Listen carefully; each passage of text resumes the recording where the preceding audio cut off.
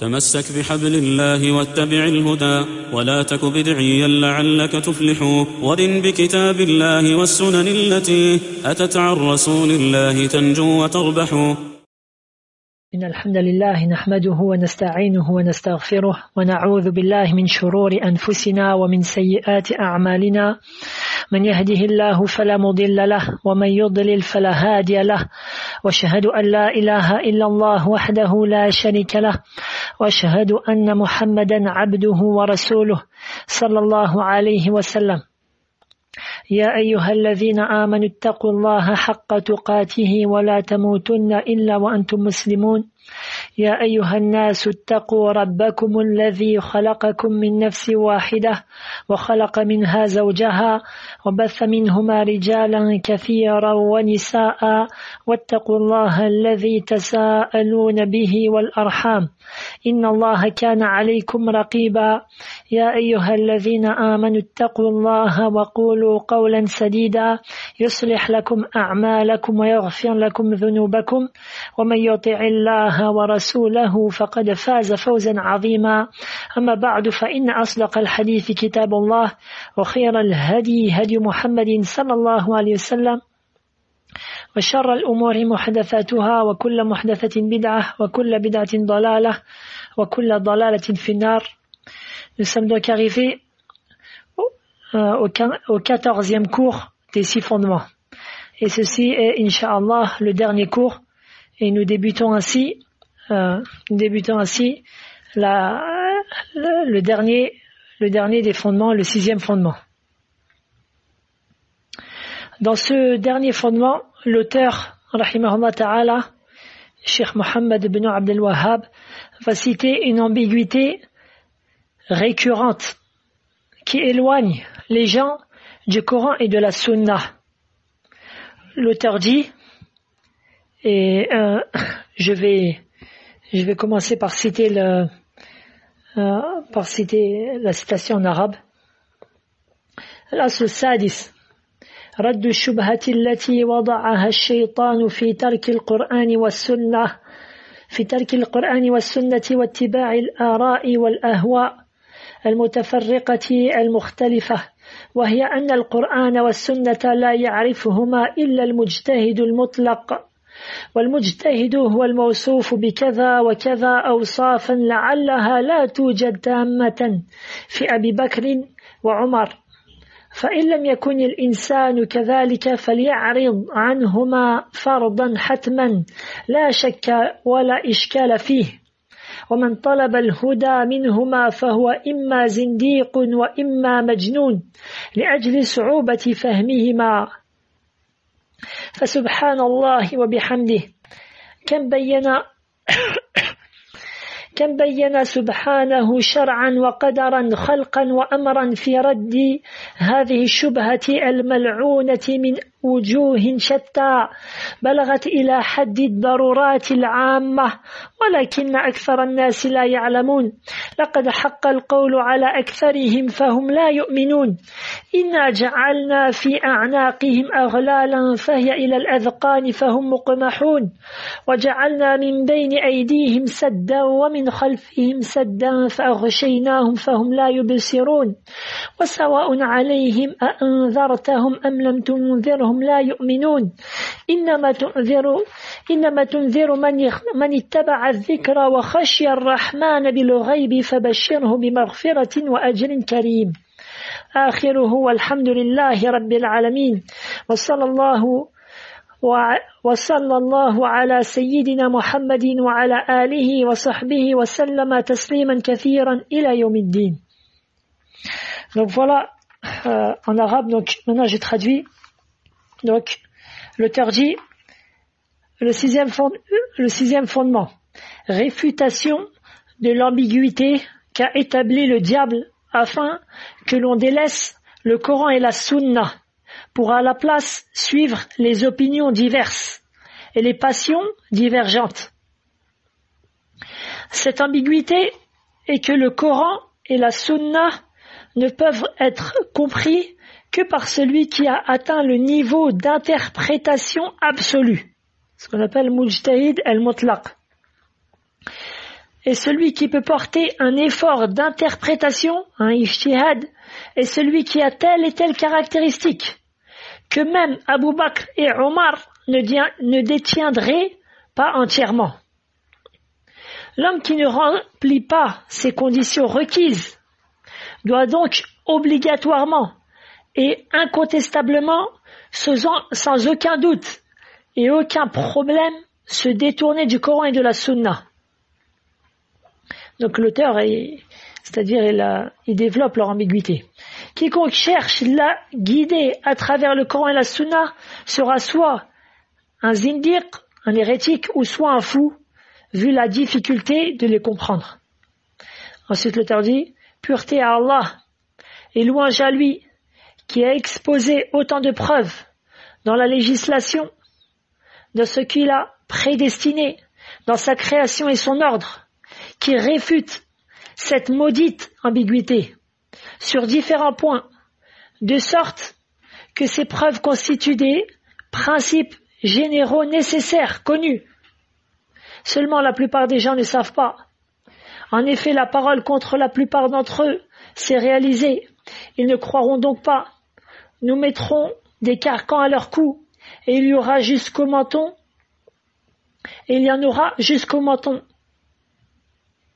Et voilà qu'ils iront tête dressée, et nous mettrons une barrière devant eux, et une barrière derrière eux.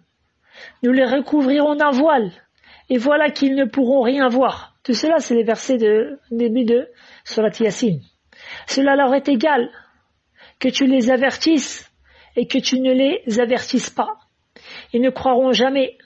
Tu avertis seulement celui qui suit le rappel et craint le tout miséricordieux dans l'invisible. Annonce-lui un pardon et une récompense généreuse. C'est les versets 7 à 11 de Surat Yasin.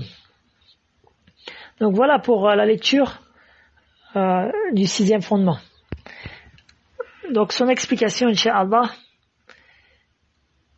Donc cette ambiguïté, je peux dire, bihamdillah wa aouni, cette ambiguïté que les diables parmi les hommes ont appris des diables parmi les djinns, cette ambiguïté est donc très dangereuse, car elle fait passer le vrai pour le faux et le faux pour le vrai, afin que les gens délaissent la révélation divine, qu'ils délaissent le Coran et la Sunna.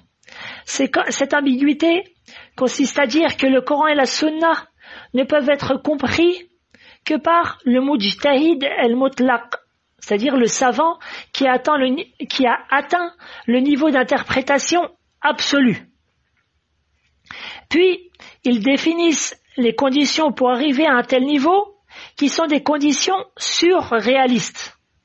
Que même les deux meilleurs de cette communauté, après notre prophète sallallahu alayhi wa sallam, à savoir Abu Bakr et Omar, n'ont pas réuni. Ensuite, ils disent que toute personne qui n'a pas atteint un tel niveau, alors il lui est strictement interdit d'essayer de chercher la guider à travers le Coran et la Sunna, subhanallah. Mais plutôt, il lui est obligatoire de s'en détourner. S'en détourner pourquoi?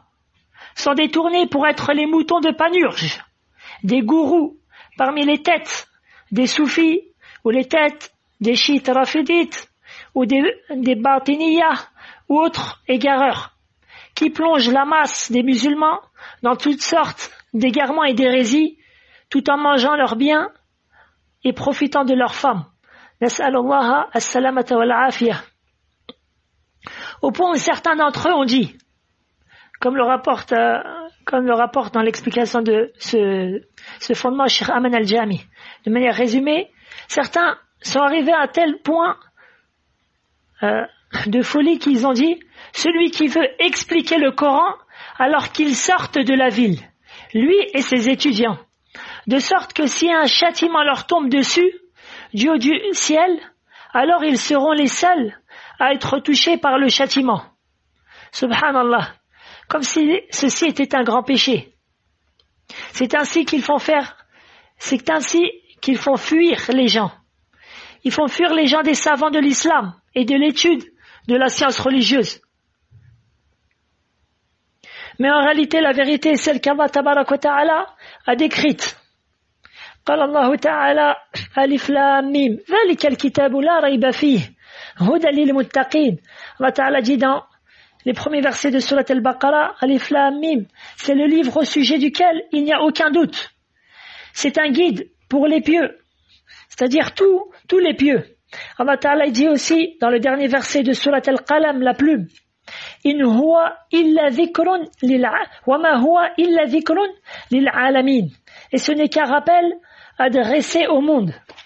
Et Allah Ta'ala dit dans Surat Al-An'am, le verset 90, Al-An'am, les bestiaux, ce n'est qu'un rappel à l'intention de tout l'univers. C'est-à-dire, ce qui est voulu par l'univers, c'est les hommes et les djinns. Et j'ai pu entendre notre cheikh Salih Al-Fawzan, hafidhahullah ta'ala, dire dans l'interprétation de ce verset, toute personne qui lit le Coran, tandis qu'il connaît la langue arabe avec une bonne intention, bénéficiera de sa lecture, et celle-ci lui sera profitable. Fin de citation dans le sens. Ainsi même une personne de la masse, lorsqu'il lit le Coran ou des hadiths de la Sunna, avec une bonne intention de connaître la vérité et de la mettre en application, alors sa foi augmente et il comprend par sa lecture un grand nombre de choses. Il comprend par exemple qu'Allah Ta'ala ordonne la prière, la zakat, c'est-à-dire l'aumône légale, le jeûne du ramadan, le hajj pour celui qui en a les moyens, la bonté envers les parents. Il apprend un grand nombre de noms d'Allah Ta'ala et de ses attributs. De plus, il comprend qu'Allah Ta'ala interdit le polythéisme, le meurtre, la fornication, le vol, le fait de mentir, le fait de manger le prêt usurier, etc. Il ne fait donc pas de doute que chaque musulman peut profiter et peut tirer des leçons du Coran et de la Sunna, et que nul d'entre les musulmans ne doit se priver de lire le Coran et la Sunna.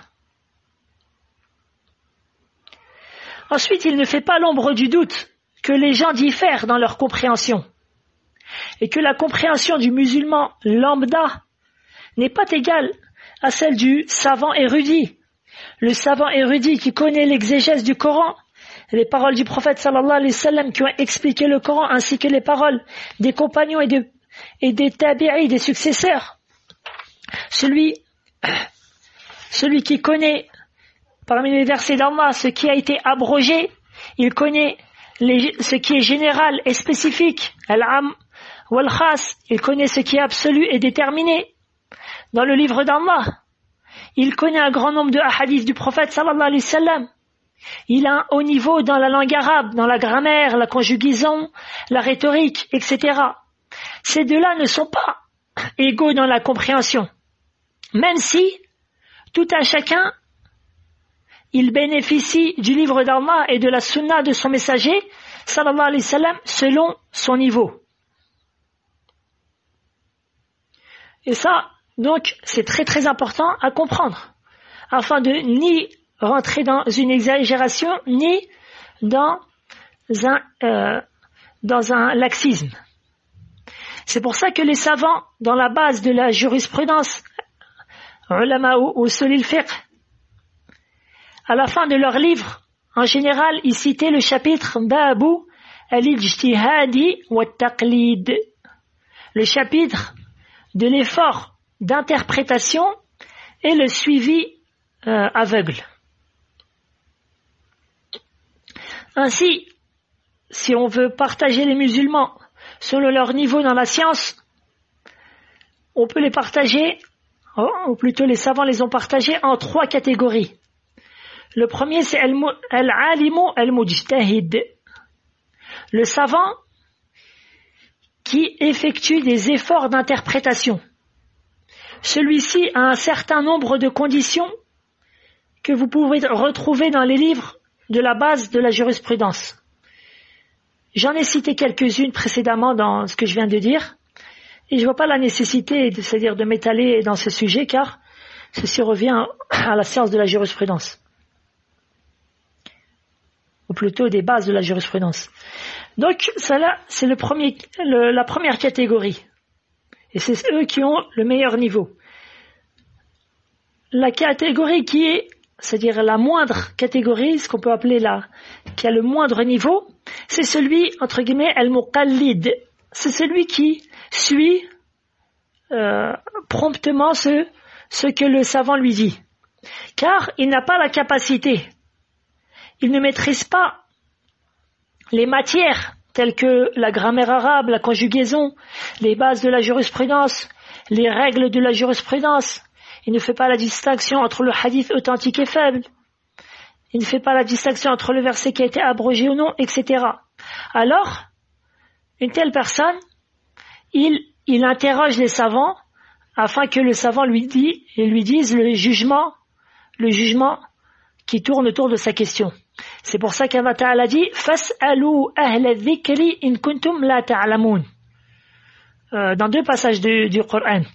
Interrogez les gens du rappel, c'est-à-dire les gens du Coran, les gens du savoir, si vous ne savez pas. Lui, donc al-muqallid, il pose sa question à un savant qui lui répond. Et ainsi, il peut agir en fonction de la réponse donnée.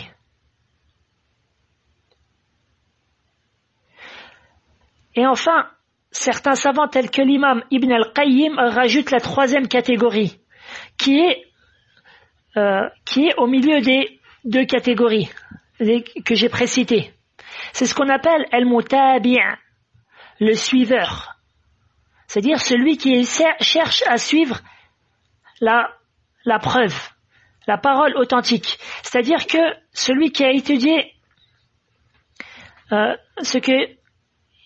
c'est-à-dire il a étudié ce que j'ai précédé, c'est-à-dire que j'ai cité précédemment, tels que la jurisprudence et les bases de la jurisprudence et ses règles, etc.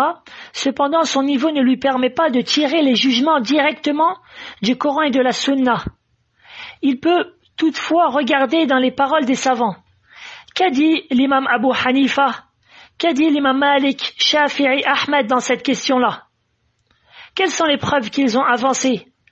Quelle est la preuve qu'a avancé Shafi'i, Ahmed, etc. Quelle est la parole qui paraît la plus forte? Quelle est la parole ensuite qui paraît la plus forte? Et l'étudiant en sciences qui est cramponné à la sunna doit déployer des efforts afin d'arriver à ce niveau-là. De bon droit, c'est-à-dire non pas en choisissant la vie qui lui plaît ou qui tend vers sa passion, non, mais selon une réflexion basée sur les fondements de la jurisprudence et ses règles, en cherchant sincèrement la vérité qui est en conformité avec la preuve. Et c'est Allah Ta'ala qui accorde le succès, wa billahi tawfiq. Après avoir cité cela, donc, l'auteur a cité les versets que j'ai pré-traduits du début de la sourate Yasin, du verset 7 à 11.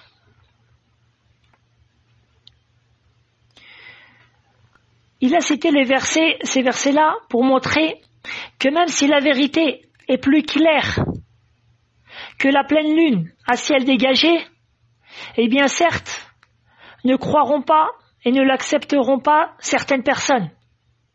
Cheikh Saadi, rahimahullah ta'ala, dit à l'explication de ces versets, en résumé, cependant, ceux vers qui tu as été envoyé, c'est-à-dire toi le messager d'Allah, afin que tu les avertisses, après qu'ils aient été avertis, c'est-à-dire après qu'ils ont entendu ton message, ils se divisent en 2 grands groupes.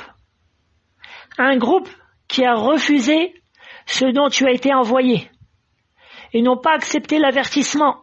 Ce sont eux sur qui Allah Ta'ala a dit, en effet, la parole contre la plupart d'entre eux s'est réalisée. Ils ne croiront donc pas. Nous mettrons donc Donc ces gens-là, ça c'est mes paroles à moi, c'est pas les paroles de Cheikh Saadi. Donc ces gens-là, la vérité leur est parvenue, mais ils s'en sont détournés. Ils s'en sont détournés après avoir pris conscience de la vérité. Allah Ta'ala les a donc punis en disant « Nous mettrons des carcans à leur cou, et il y en aura jusqu'au menton. Et voilà qu'ils iront tête dressée, et nous mettrons une barrière devant eux et une barrière derrière eux. Nous les recouvrirons d'un voile, et voilà qu'ils ne pourront rien voir. Cela leur est égal que tu les avertisses et que tu ne les avertisses pas, et ne croiront jamais. » Et d'où donc le danger de se détourner de la vérité après en avoir eu conscience. La personne est menacée donc qu'Allah Ta'ala voile son cœur et qu'il reste dans cette insouciance et dans ce détournement de la vérité jusqu'à ce qu'il meure, qu'Allah nous en préserve. Ensuite, ceci était ma parole. Ensuite, Cheikh Saadi dit, et le deuxième groupe est celui qui ont accepté l'avertissement. Allah les a cités en disant « Tu avertis seulement ».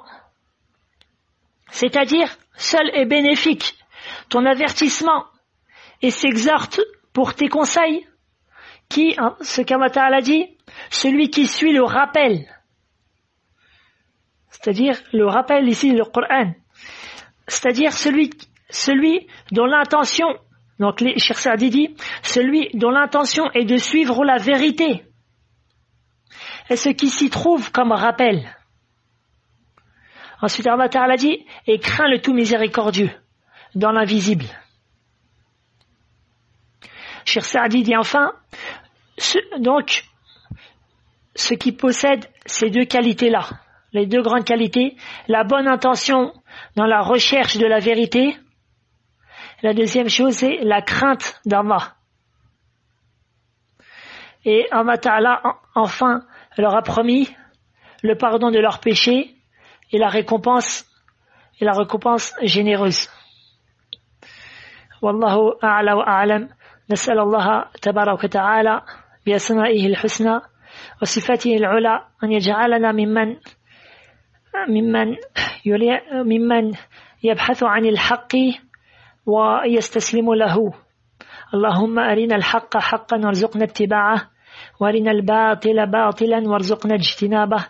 صلى الله وسلم على نبينا محمد وعلى آله وصحبه أجمعين. سبحانك اللهم بحمدك أشهد أن لا إله إلا أنت أستغفرك وأتوب إليك.